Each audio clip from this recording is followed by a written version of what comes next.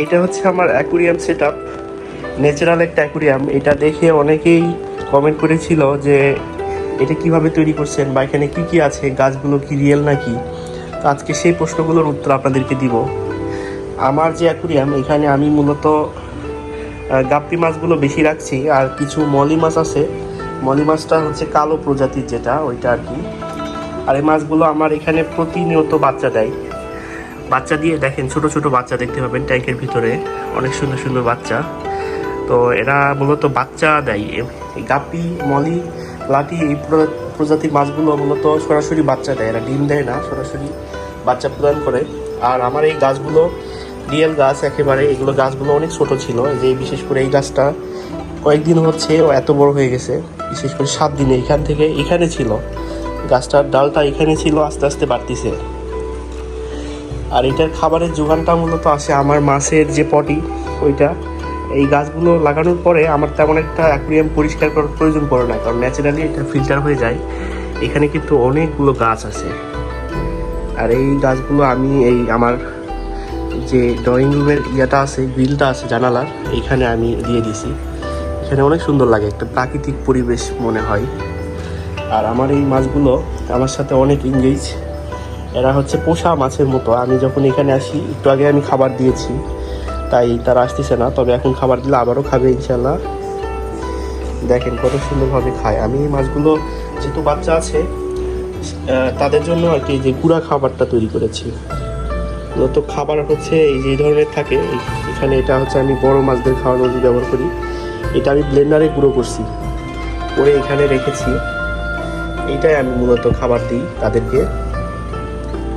আর পাশাপাশি আমার আরও একটা ট্যাঙ্ক সেটআপ আছে। এটা হচ্ছে আমার বড় মাছগুলো আর কি, গোল্ডফিশ, যেগুলো গোল্ডফিশ প্রজাতির মাছের জন্য আমি বড় ট্যাঙ্কটা রাখছি।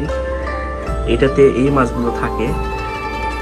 এবং ফিল্টারিং সিস্টেমে আমি একটা জিনিস অ্যাড করছি। কিছুদিন আগে আমার বাসায় মিষ্টি আলু ছিল, আমি এটা খাই নাই।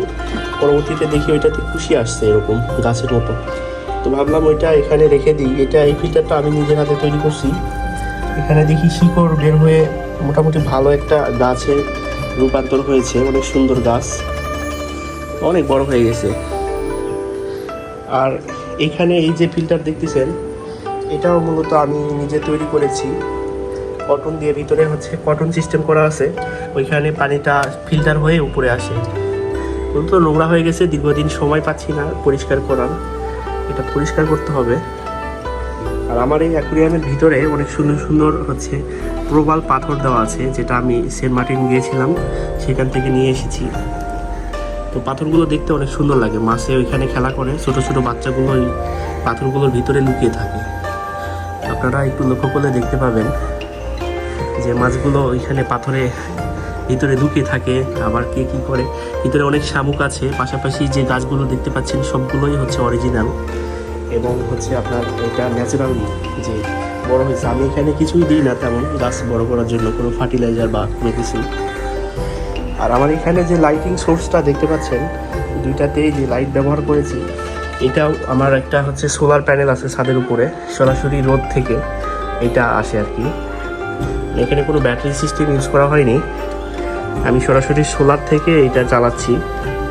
এখানে সুইচ করছি, সুইচ অন অফ করা যায়, অনেক ভালো। আমি প্যানেলটা লাগাইছি 20 ওয়াটের একটা প্যানেল।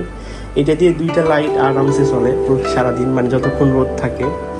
এখন বাইরে তেমন একটা রোদ নেই, মেঘলা মেঘলা আকাশ, তারপরেও অনেক ভালো লাইটিং। আমার মনে হয় যাদের অ্যাকুরিয়াম আছে তারা একটা এই ধরনের সোলার প্যানেল লাগিয়ে নিলে খুব সহজে লাইটিং ব্যবহার করতে পারবেন। তো ঠিক আছে, ধন্যবাদ। যদি কিছু জানতে চান আমাকে হচ্ছে কমেন্ট করতে পারেন, অবশ্যই আমি জানিয়ে দেওয়ার চেষ্টা করব ইনশাআল্লাহ।